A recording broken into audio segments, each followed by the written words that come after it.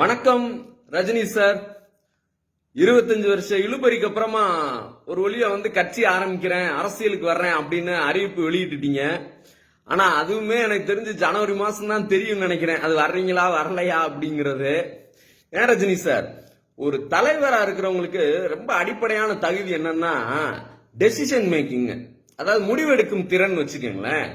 அதாவது அரசியலுக்கு வர்றேன், கட்சி தொடங்குறேன்ற ஒரு விஷயத்துக்கு 25 வருஷம் எடுத்துக்கிட்ட நீங்க எப்படி ஒரு நல்ல தலைவரா வர முடியும்? அதாவது உங்க படம்னா மட்டும் பாத்தீங்கன்னா உடனே பிசினஸ் அப்படின்ற அடிப்படையில் பாத்தீங்கன்னா உடனே முடிவெடுத்து உடனே ஷூட்டிங் போய் அப்படி பண்றீங்கல்ல. அதே இது மக்களுக்கான ஒரு விஷயம் அப்படின்னா அது எவ்வளவு காலதாமதப்படுத்துறீங்க பாத்தீங்களா? அதுல பாத்தீங்கன்னா சொல்றீங்க எல்லாத்தையும் மாத்துறோம் அப்படின்னு சொல்லி சொல்றீங்க.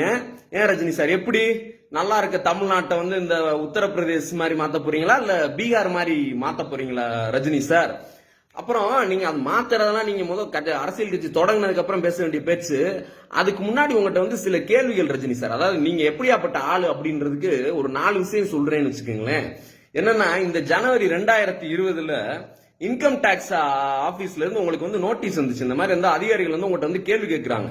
ஏன் நீங்க இவ்வளவு வருமான வரி கட்டல அப்படின்னு சொல்லி கேட்கறதுக்கு, அது நீங்க அந்த சப்பக்கட்டு சமாளிக்கிறதுக்கு என்ன சொன்னீங்கன்னா, நான் பாத்தீங்கன்னா வட்டிக்கு விடுற தொழில் பாக்குறேன், அது 18% வட்டிக்கு நான் பணம் கொடுத்துட்டு இருக்கிறேன் அப்படின்னு சொல்லி அவங்ககிட்ட ஒரு ஏமாற்றா ஒரு தகவலை கொடுக்குறீங்க.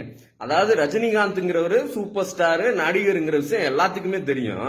ஆனா இன்கம் டாக்ஸ்க்கு பணம் கட்டக்கூடாதுன்றதுக்காக வட்டிக்கு விடுறேன் அப்படின்னு தன்னை நீங்க உங்களை ஒரு சேட்டு மாதிரி காமிச்சுக்கிட்டீங்கன்னு வச்சுக்கோங்க. அதுக்கப்புறமா உங்க மனைவி இருக்கிறாங்கல்ல திருமதி லதா ரஜினிகாந்த், அவங்க ஆழ்வார்பேட்டையில டிராவல் எக்ஸ்சேஞ்ச் இந்தியான்னு ஒரு டிராவல் ஏஜென்சி நடத்திட்டு இருக்காங்க. ஆழ்வார்பேட்டையில எவ்வளவு வாடகை இருக்கும், அதாவது 3700 ரூபாய் கட்டி அந்த கம்பெனி ஆபீஸ் நடத்திட்டு இருக்காங்க. அதுல வாடகை ஏத்திட்டாங்கன்னு சொல்லி உடனே கோர்ட்டுக்கு போயிட்டீங்க சார். உங்க நண்பர் கமலஹாசன் கேளுங்க, ஆழ்வார்பேட்டையில எல்லாம் எவ்வளவு வாடகை போய்கிட்டு இருக்குன்னு.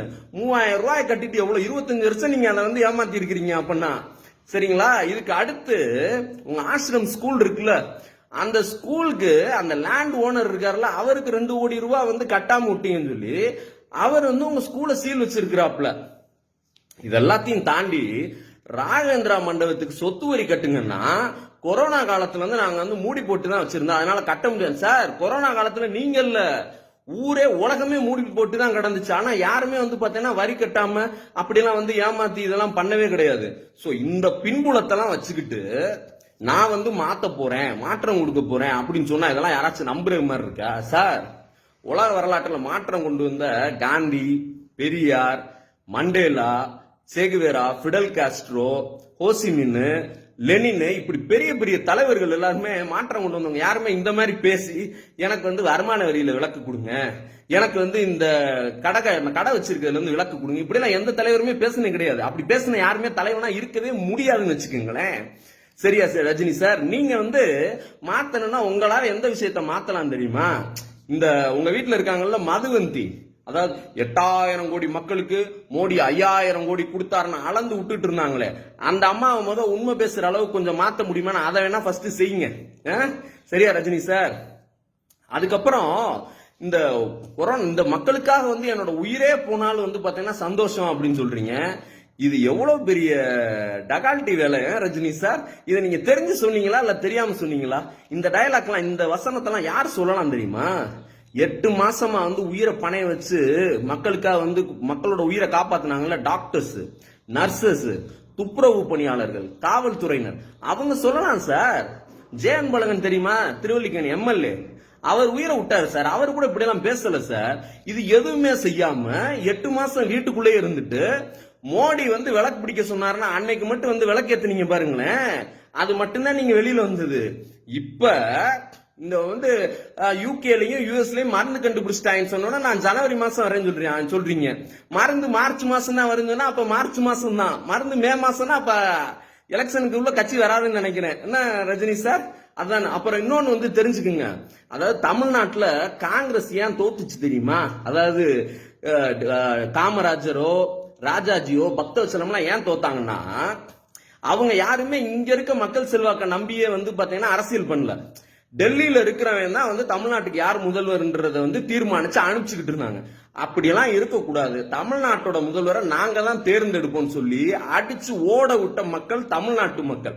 டெல்லிக்கே அப்படின்னா நாக்பூர்ல உட்காந்து RSS காரங்க வந்து உங்களை இயக்கிக்கிட்டு அங்க இருந்து வந்து பாத்தீங்கன்னா தமிழ்நாட்டுக்கு என்ன செய்யணும்னு ஒரு ஸ்கெட்ச் போட்டு கொடுத்தா இதெல்லாம் வந்து தமிழ்நாடு வந்து ஏத்துக்குமா ரஜினி சார்? நல்லா தெரிஞ்சுக்குங்க.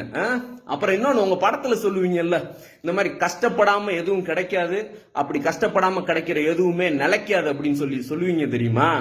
அரசியலை பொறுத்தவரை நீங்கள் வந்து எந்த கஷ்டமே பட்டதில்லை. அதனால கட்சி தொடங்கி நீங்க இங்க உள்ள வந்தீங்கன்னா உங்களுக்கு அது கிடைக்கவும் கிடைக்காது, அப்படியே கிடைச்சால் வந்து பாத்தீங்கன்னா அது நிலைக்காது ரஜினி சார். அதனால அரசியல்ங்கிறது உங்களுக்கு எப்படி இருக்கும் தெரியுமா? நீங்க நடிச்சீங்கல்ல ராகவேந்திரா படம், பாபா படம், அந்த படத்துக்கு என்ன முடிவோ அதுதான் உங்களுடைய அரசியல் வாழ்க்கைக்கான முடிவு. ஏன்னா உங்களுக்கே தெரியும் அதான் இயற்கை எவ்வளவு வலிமையானதுன்னு. உங்களுக்கு எத்தகைய முடிவை கொடுக்குதுன்னு wait and see. Bye Rajini sir.